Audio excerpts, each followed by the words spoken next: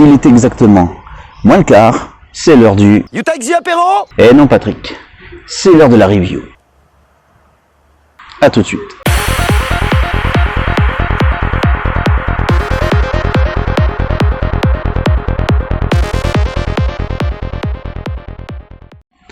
Alors aujourd'hui, une petite review sur quelque chose qui est important lorsqu'on veut aller se déplacer pour faire du FPV.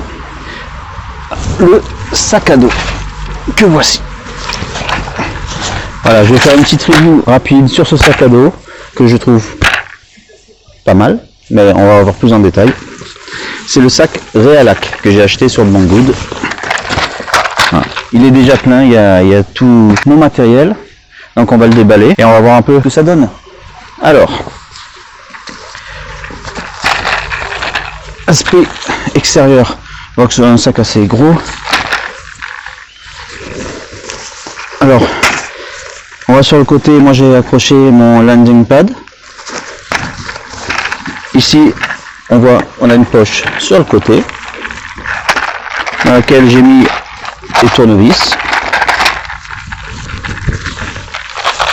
Sur le devant, alors sur le devant j'ai accroché mon Cinewoop, le FUS X111 Pro. Tout simplement, avant je le mettais dedans, mais maintenant je l'ai mis à l'extérieur parce que j'ai un peu plus de matériel, donc la place, même s'il est assez gros, il m'en manque. Enfin, ici devant, une petite poche zip. Nickel. J'ai quoi dedans? Ah oui, dedans qu'est-ce que j'ai? J'ai mon certificat de formation de télépilote. Voilà, que je garde toujours avec moi lorsque je sors faire des vols. Et j'ai un câble que j'ai noté, c'était pour la radiocommande. Alors, je range tout ça. Ça arrive. Donc, une poche zippée devant, avec quelques accroches, on peut accrocher d'autres choses. De l'autre côté, une autre poche, avec, moi j'ai mis de la visserie. Une petite boîte comme ça, avec plein de vis, des écrous, etc. Assez utile, surtout pour ce Cinewoop de 2,5 pouces. Ensuite, les sangles pour le sac à dos, des renforts en bas pour les reins et au niveau des omoplates. Voilà pour ce qu'on peut dire sur l'extérieur. Donc, maintenant, devant, alors, je vais détacher mon Cinewoop.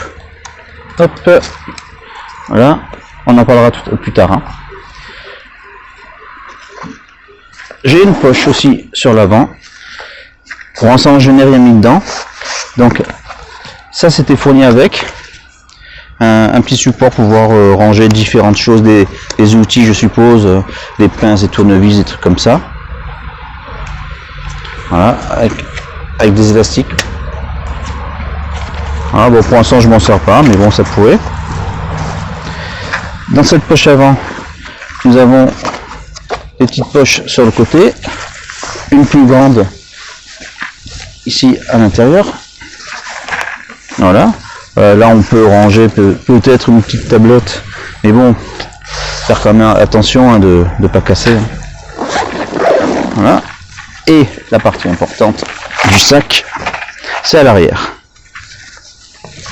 Alors, on va ouvrir tout ça. Attention, la boîte de Pandore s'ouvre. Avant de voir tout ce qu'il y a dedans, je vais baisser un petit peu. Voilà. Alors, tout d'abord, sur la face avant. Ici, la face qui s'ouvre. Avant, deux poches. Une première poche en haut, dans laquelle j'ai mis le sac imperméable qui permet de protéger tout le sac en cas de pluie. C'est très utile. Voilà, je le remets là. Nous avons une autre poche ici avec un zip dans lequel on peut mettre différentes choses. Là, il y a quelques sangles élastiques avec des scratchs. Ensuite, avant la partie importante.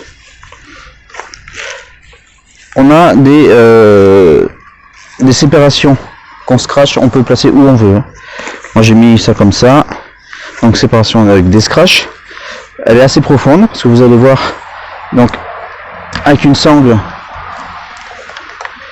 que l'on peut fermer, une sangle afin que rien ne tombe. La partie du haut. Alors moi j'ai rangé mon premier masque, un EV800 eShine EV800D.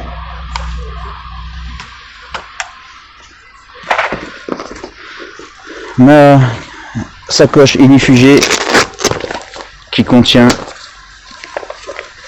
mes batteries, mes lipos. Hop, là s'envoie, voilà. Contient un lipo et chargeur. Alors tout ce matériel là, à part quelques trucs qu'il y a en plus, qui sont en plus, tout ce matériel là, je l'ai présenté dans une des premières vidéos, je crois que c'était la deuxième. L'antenne hein, de l'antenne il m'en manque une, elle doit être dans le sac, je sais pas pourquoi elle est à l'extérieur. Voilà, hop, mes deux antennes pour le casque EVR 800D. Voilà, oui, il y a quand même une bonne profondeur, hein, c'est assez grand tout ce que j'ai mis là. Ensuite sur le côté ici j'ai mis ma radiocommande, la FlySky. Donc on en a déjà parlé. Ensuite, en bas ici, j'ai mis mon premier masque eShine EV800. Alors j'ai changé de masque tout simplement parce que le EV800 ne permet pas de régler la profondeur de l'écran. Donc du coup, quand on a des problèmes de vue, c'est un peu plus compliqué. Donc j'ai pris le EV800D qui lui permet de régler ça, et en plus de ça est un peu plus large au niveau du visage afin d'avoir des lunettes en plus. Donc on masque, voilà. Ici sur le côté quelques petites connectiques, voilà, des différentes connectiques, des chargeurs, des trucs dont on a besoin, plus ma nouvelle caméra, la Runcam 5 orange. Oui, parce que comme vous l'avez vu dans ma précédente vidéo, lors du crash, ma caméra a explosé, donc voilà, je pouvais plus l'utiliser. Donc à ce sujet là, j'ai fait plein de petits changements, refait de la soudure, etc. Donc ça m'a pris du temps, c'est pour ça que là ça fait un petit moment que je n'ai pas refait de vidéo. Mais ça peut-être que je vous expliquerai un peu plus tard. Voilà, donc au niveau de ce sac, bon, il y a quand même beaucoup de place. Moi j'en suis très content. Je sais que Airflex a fait une review justement sur ce même sac. Il a émis des points positifs. Pour lui, il était content, sauf qu'il trouvait qu'il était moche. Bon, après ça c'est une histoire de goût. Moi je le trouve plutôt sympa, hein. Il est assez sobre. Voilà, donc j'ai acheté ça sur Banggood il y a un petit moment déjà, c'était à 52 €. Voilà, je vous mets comme bien sûr le lien dans la description. Et voilà, au niveau du sac, il n'y a pas d'autre chose à dire, hein. Par contre, moi j'en suis quand même relativement content, je peux pratiquement tout mettre dedans sans souci. Voilà. Bon, c'est un peu dur. Oh. Ok. Et je vais relever un peu la vidéo, voilà, parce que sinon à chaque fois il faut que je me baisse. Voilà, allez, on range tout ça. Voilà, ça va là-dedans. La radiocommande. Hop. Les lipos dans la sacoche inifugée.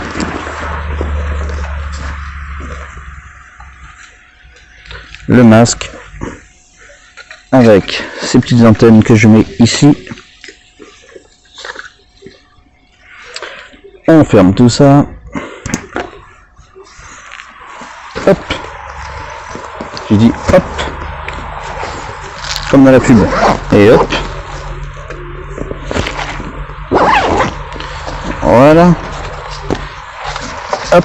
Et devant, je remets mon petit drone. Tiens, mais puisqu'on y est, alors le drone, vous voyez, je sais pas si vous voyez, il y a quelques changements. Déjà au niveau des moteurs, je sais pas si vous voyez, il y a une petite différence sur ce moteur-ci. J'ai dû le changer parce que suite au crash, l'autre ne fonctionnait plus, il tournait plus. J'ai voulu voir pour le réparer, mais j'avais rien pour enlever le petit clips, j'ai pas retrouvé. Et puis avec un tournevis, ça aurait été un peu dangereux pour les doigts. Donc j'en ai racheté un autre. Il n'y a pas le même KV, mais ça fonctionne. Donc encore une fois, j'ai revu une vidéo de Airflex qui a fait un test avec un moteur avec un KV différent de ses autres moteurs, et il a ressenti aucune différence au niveau du vol. Donc effectivement, c'est ce que j'ai fait, c'est pareil. Donc j'ai dû changer ce moteur-là, moteur-ci. Au niveau de la carte de transmission vidéo, qui elle aussi, suite au crash de l'antenne, la connectique s'est arrachée. Donc j'ai dû changer j'en ai pris un autre, j'ai pris un AK, je crois que c'est le Ultimate FX3. Donc je l'ai placé ici, tant bien que mal. Il est coincé dans l'armature, tant bien que mal. Là bon, je pense pas qu'on le voit. Non, on voit pas. Hein. Ah, c'est peut-être à l'arrière, voilà. Il est ici. Il est coincé là. Bon, mais pour l'instant, il est pas trop mal. À part au niveau de l'arrière, l'antenne. Bon, mais j'ai pas encore trouvé de. Il faudrait que je modélise un petit support en TPU. Il y a du bruit à côté là. Je sais pas, c'est peut-être un Gecko. Il faudrait un petit truc en TPU là pour le fixer, mais bon, ça va, c'est pas très gênant. J'ai laissé les LED fonctionnent. Hein. J'ai laissé les LED, mais je n'utilise plus sur le contrôleur le port des LED parce que j'utilise j'ai utilisé pour pouvoir brancher mon GPS. Donc il y a tout un schmilblick à faire au niveau des sorties des pads sur le contrôleur avec Betaflight pour reprogrammer cette sortie. Donc je l'utilise plus pour le LED, mais pour je crois que j'ai utilisé pour un TX. Et donc voilà, ici ça en plus, j'ai connecté un GPS sur la carte contrôleur, que j'ai fixé ça sur la linéaire de fixation de la batterie, avec ce que vous voyez en rouge, c'est un petit boîtier TPU que j'ai imprimé. De même que devant, avant j'avais un petit boîtier en PLA que j'avais fait pour ma GoPro, enfin une pseudo GoPro. Vu qu'elle a explosé, j'ai changé avec la Runcam, donc j'ai imprimé ce petit support Runcam, pareil ici, que j'ai fixé sur le châssis, support en TPU, hein, voilà, hein, comme ça, pas de risque de casse. Voilà, qu'est-ce que j'ai changé d'autre dessus ensuite, juste les tubes de protection d'antenne, l'antenne de la radio. Ils étaient complètement arrachés lors du crash, et j'ai mis une nouvelle antenne Lollipop pour la transmission vidéo. Voilà, prochaine vidéo, j'espère pour filmer ça peut-être dans 15 jours, une prochaine sortie, et ce sera peut-être en montagne à la Foudalos, on verra. Et dans la foulée, j'essaierai de faire la vidéo, le montage, tout ce qu'il faut. Voilà, je vous remercie d'avoir regardé cette vidéo. Donc, je raccroche tout ça. Donc, pour résumer cette petite review, ce sac Realac, j'en suis assez content. Je pense que c'est un bon investissement. Il n'est pas très cher comparé à d'autres. Bon, il y en a des moins chers, mais vu la qualité, j'avais pas l'impression que ce soit quelque chose de très costaud. Là, on sent que c'est du costaud quand même, que ce soit au niveau des zips ou au niveau des coutures. On sent bien qu'il est costaud le sac, il tient bien. Et Et puis voilà, qu'il y a, il y a beaucoup de rangement, il est assez large. Vous voyez la largeur, hein, quand même. Donc, moi j'en suis content après l'esthétique. Moi je m'arrête pas à ça. Hein, de toute façon, moi il me plaît comme ça. Après, c'est à vous de juger. Les goûts sont dans la nature. Hein. Tous les goûts sont dans la nature. Hein. Et je vous dis à bientôt. Si vous avez aimé, mettez un pouce bleu, c'est sympa. Laissez des commentaires. J'essaie de répondre un peu à tout le monde. Bah, il est possible que je prenne un peu de temps des fois, mais je répondrai à tout le monde. Soyez-en sûrs. Et je vous remercie. Et puis à bientôt. Bye.